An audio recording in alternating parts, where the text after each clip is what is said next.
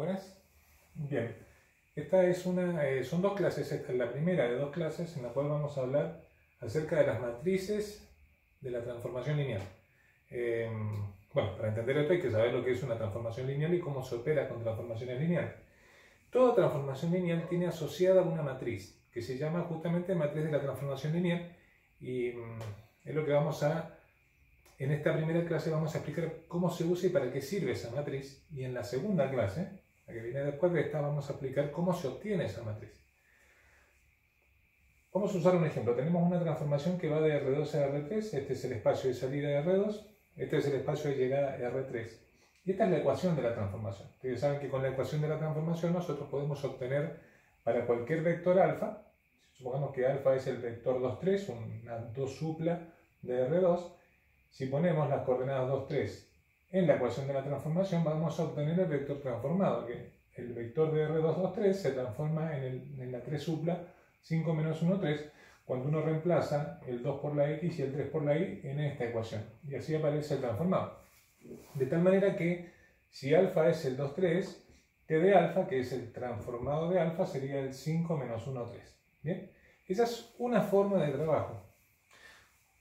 Acá dice, ¿de cuántas formas podemos obtener nosotros, o sea, cuántas formas tenemos para obtener para un alfa cualquiera el T de alfa? Bueno, una es aplicando la ecuación de T, que es lo que acabamos de hacer.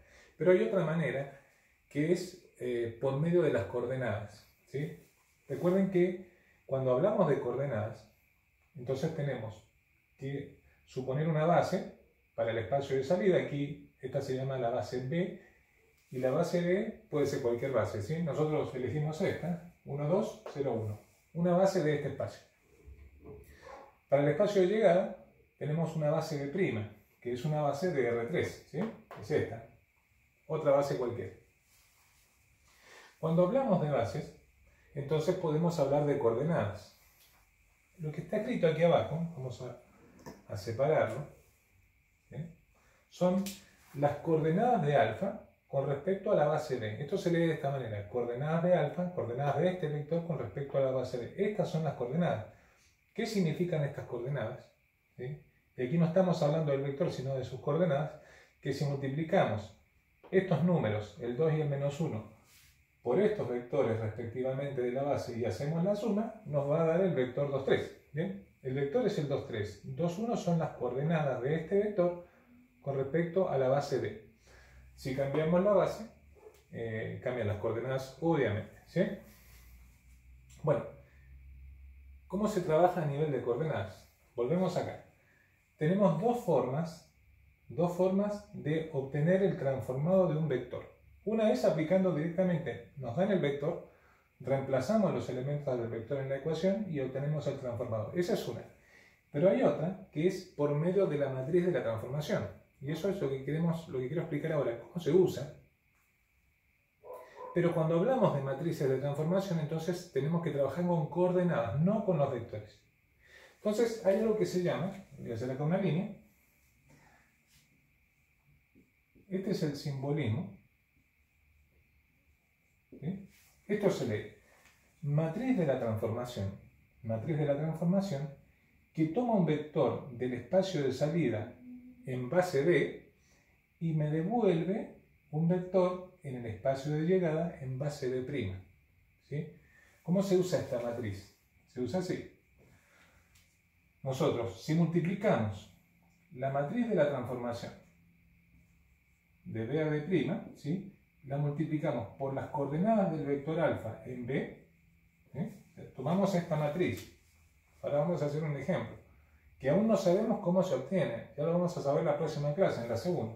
Tomamos esta matriz y la multiplicamos por las coordenadas del vector alfa en la base de salida, ¿sí?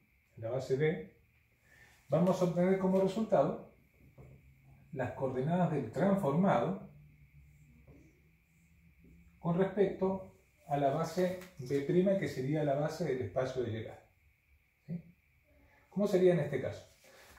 Vamos a suponer, ¿sí? Vamos a suponer que nosotros ya tenemos la matriz de la transformación. No vamos a explicar en esta clase cómo sacarla, eso viene en la segunda. La matriz de la transformación, de esta transformación, es la siguiente: 3, 1, menos 6, menos 3, 2, 1. Esa es esta matriz, que después vamos a ver cómo se obtiene esta matriz. Si la multiplicamos por las coordenadas de alfa, las coordenadas de este vector en la base B, las coordenadas en la base B, que es esta que tenemos aquí, son 2 y menos 1. ¿Sí? Fíjense que hacemos esta multiplicación. Primero veamos las dimensiones. Esta matriz es de 3 por 2 y esta matriz es de 2 por 1. Se pueden multiplicar porque estos dos números coinciden. El número de columnas de la primera matriz coincide con el número de filas de la segunda. Y la matriz resultado va a tener una dimensión de 3 por 1. ¿Sí? Quiere decir que la matriz resultado va a ser así. Entonces voy a tener 3, hay que saber multiplicar matrices, ¿sí? 3 por 2, 6, menos 1, 5, menos 6 por 2 es menos 12, menos 12 más 3 son menos 9, y 2 por 2, 4, menos 1 por 1, 3. ¿Qué es esto? Son las coordenadas de t de alfa, las coordenadas del transformado con respecto a la base de prima. ¿Sí? Pero lo voy a escribir acá. Vamos a escribir, ¿sí? Las coordenadas de t de alfa con respecto a la base de prima son 5 menos 9, 3. 5 menos 9 y 3. ¿Bien? Este no es el vector transformado, ¿sí? No confundan. Este no es el vector transformado. Este es el vector transformado. Estas son sus coordenadas con respecto a esta base, a la base de prima. ¿Cómo encuentro el vector? Y lo que tengo que hacer es multiplicar cada uno de estos números por estos vectores y hacer la suma. ¿Sí? Lo voy a hacer, vamos a hacerlo aquí, ¿sí? En este pedacito de pizarrón, entonces ya lo vamos a sacar. ¿Sí? ¿Así? Y vamos a reconstruir el vector t de alfa. T de alfa va a ser igual a 5 por el primer vector, 1, 1, 0, más menos 9 por el vector 0, 1, 0, más 3 por el vector 0, 1, 1. Ustedes hacen estas cuentas, entonces nos va a quedar 5 por 1 es 5, menos 9 por 0 más 3 por 0, esto da 5. ¿Sí? Coma. Si hacen 5 por 1 es 5, menos 9 por 1 es menos 9. 5 menos 9 es menos 4. Menos 4 y 3 por 1 es 3, menos 4 más 3 a menos 1. 5 por 0, 0, 9 por 0, menos 9 por 0, 0, 3 por 1, 3. Ahí recién obtuvimos el vector t de alfa, 5 menos 1, 3, que es este. ¿Sí?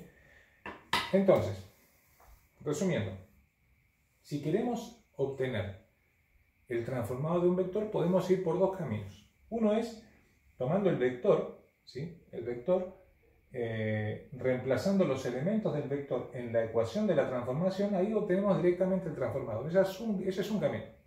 El segundo camino es no usando los vectores, sino usando las coordenadas. Pero cuando usamos las coordenadas tenemos que conocer las bases. ¿Bien? Y cuando usamos las coordenadas, tomamos las coordenadas del vector de salida, ¿sí? Del vector, ¿bien?